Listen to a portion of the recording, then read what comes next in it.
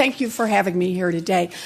I want to begin with two numbers, 7318. For more than half a century, the National Election Survey has been asking Americans a simple question. Do you trust the federal government to do the right thing all of the time, or at least most of the time? In 1958, the first year that this survey was conducted, the number was 73. That is, 73% of Americans polled said yes, they trusted their government to do the right thing at least most of the time. Now, for a long time, that number remained high. 1968, of course, was a year of historic convulsions. Martin Luther King Jr. was assassinated, Bobby Kennedy was killed, North Korea captured an American surveillance ship, and North Vietnam launched the Tet Offensive. Faith in government went down, but overall it held firm.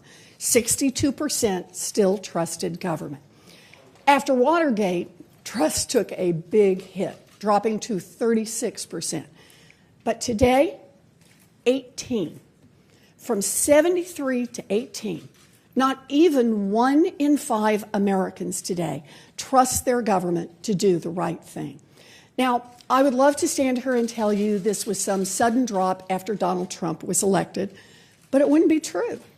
The problem is far bigger than Trump.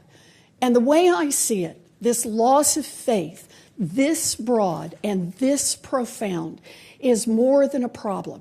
It is a crisis of faith. This is the kind of crisis that leads people to turn away from democracy, the kind of crisis that forces people to stop believing in what we can do together, the kind of crisis that creates fertile ground for cynicism and discouragement, the kind of crisis that gives rise to authoritarians. So why have so many people lost faith? Thoughtful people give a lot of different answers.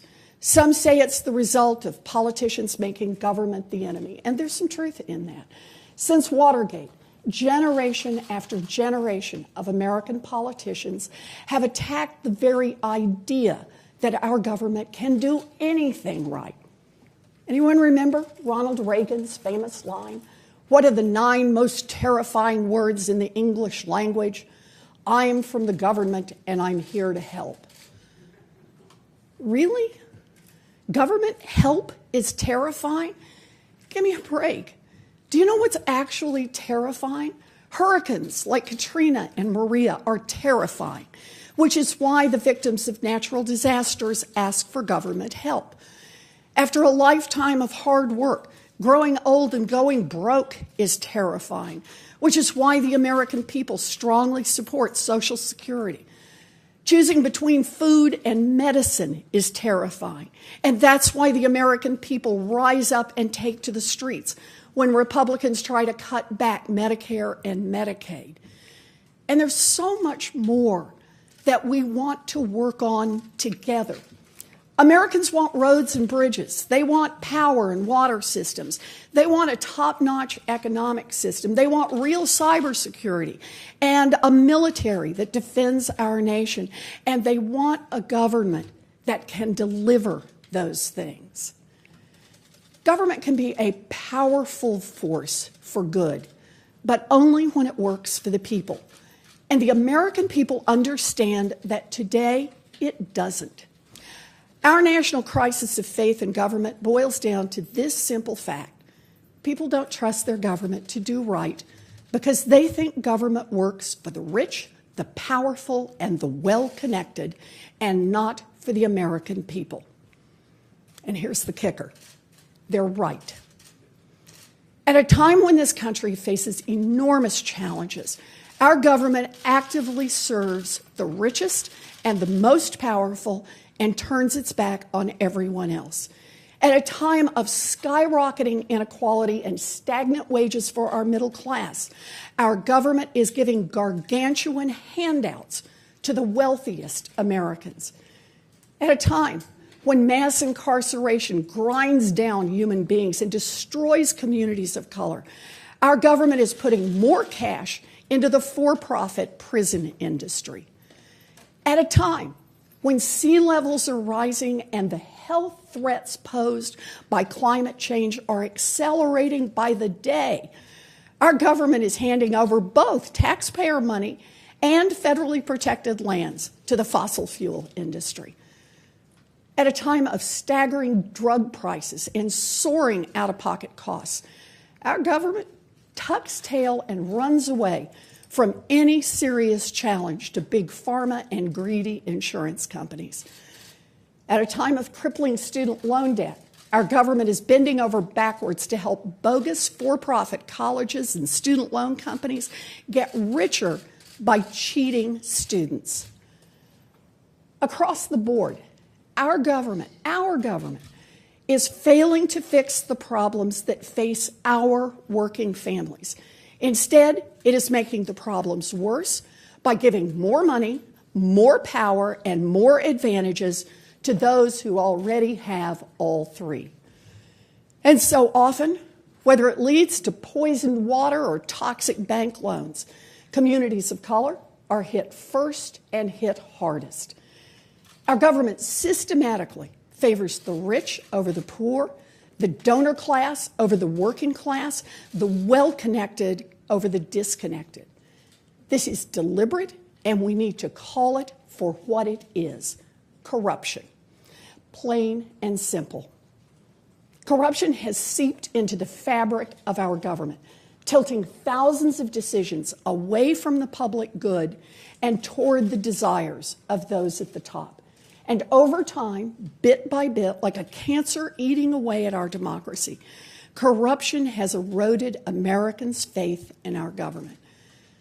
Now, I know that is a stark assessment, but I am not here to describe the death of democracy. I'm here to talk about fighting back. I'm here because I believe that change is hard, but change is possible. Changes can start with reforming how our largest companies operate. And as Angela mentioned, last week I introduced the Accountable Capitalism Act, which would restore the once common idea that giant American corporations should look out for a broad range of American stakeholders. By requiring our largest companies to seat workers on their boards, limiting the ability of executives to get rich off short-term stock price bumps, and giving shareholders and directors a real say in corporate political spending, this bill could go a long way toward restoring real economic democracy. And in the process, it would ensure that when American businesses engage with our government, they are speaking on behalf of their entire communities and not simply as megaphones for the wealthy and the powerful. Getting American corporations to start acting like responsible American citizens is an important first step toward limiting corruption. But much broader changes are needed. So today, I'm introducing the most ambitious anti-corruption legislation proposed in Congress since Watergate. This is an aggressive set of reforms that would fundamentally change the way Washington does business. These reforms have one simple aim: to take power in Washington away from the wealthy, the powerful, and the well-connected who have corrupted our government and put power back in the hands of the American people. We can do this.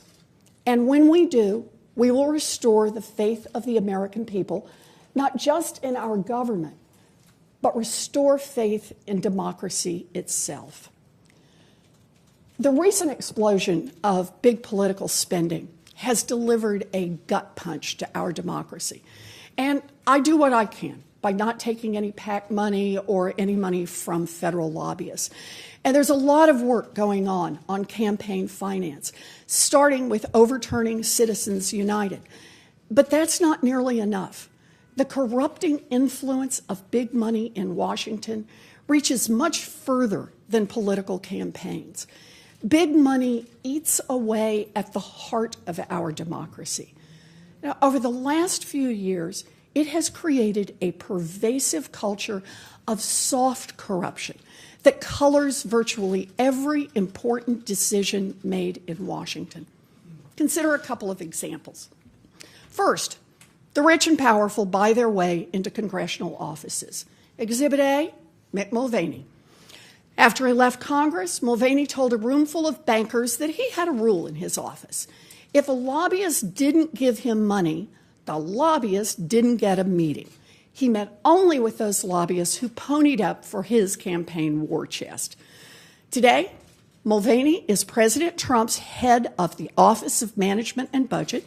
He is the person running the Consumer Financial Protection Bureau. And when he made these comments right out in public with the press listening in, Trump and pretty much every Republican in Washington just shrugged. The rich and the powerful also offer up some pretty nice gifts for public servants to do their bidding. In the early 2000s, Congressman Billy Tauzin pushed an idea: expand Medicare to cover prescription drugs. Good for seniors. In fact, for many seniors, life-saving.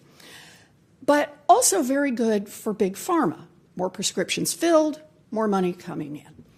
And it might have all landed there, with seniors getting drug coverage and companies selling more and more drugs. But big pharma, they wanted more. Number one on their list was a flat prohibition on the worrisome possibility that the government might actually negotiate for lower drug prices. And Billy delivered, which I'm sure had nothing to do with the more than $200,000 in campaign contributions that the congressman had received from the drug industry. Okay, so today, Big Pharma rakes in billions from seniors on Medicare while charging sky-high prices for the drugs they need, and no one in government can negotiate those prices. So what happened to Billy? Well, in December of 2003, the very same month that the bill was signed into law, Pharma, the drug company's biggest lobbying group, dangled the possibility that Billy could be their next CEO. And then what happened? In February of 2004, Congressman Tauzin announced that he wouldn't seek re-election. 10 months later, he became CEO of Pharma at an annual salary of $2 million. You know, Big Pharma certainly knows how to say, thank you for your service. Sometimes the payoff comes right up front. Goldman Sachs handed Gary Cohn over $250 million on his way out the door to become the head of President Trump's National Economic Council.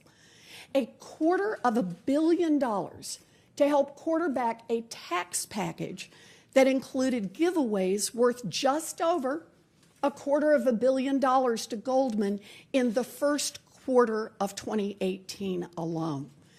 That's quite a return on investment for Goldman Sachs. For the taxpayers who paid Mr. Cohn's salary and were under the mistaken impression that Mr. Cohn was working for them, the return was not so good. Yet, the examples are everywhere these days. A commerce secretary who acts like a cartoon version of a Wall Street fat cat, awash in financial conflicts intertwined with Russian financial interests, suspected of swindling millions from his business partners, and using his official position to pump up his fortune through shady stock trading. An EPA administrator who resigns in disgrace over corruption, only to be replaced with another EPA administrator who belongs in the Coal Barons Hall of Fame. A congressman facing indictment for insider trading. Let's face it, there is no real question that the Trump era has given us the most nakedly corrupt leadership this nation has seen in our lifetimes. But they are not the cause of the rot. They're just the biggest, stinkiest example of it. Corruption is a form of public cancer, and Washington's got it bad. It's time for treatment, time to isolate and quarantine the ability of big money to infect the decisions made every day by every branch of our government.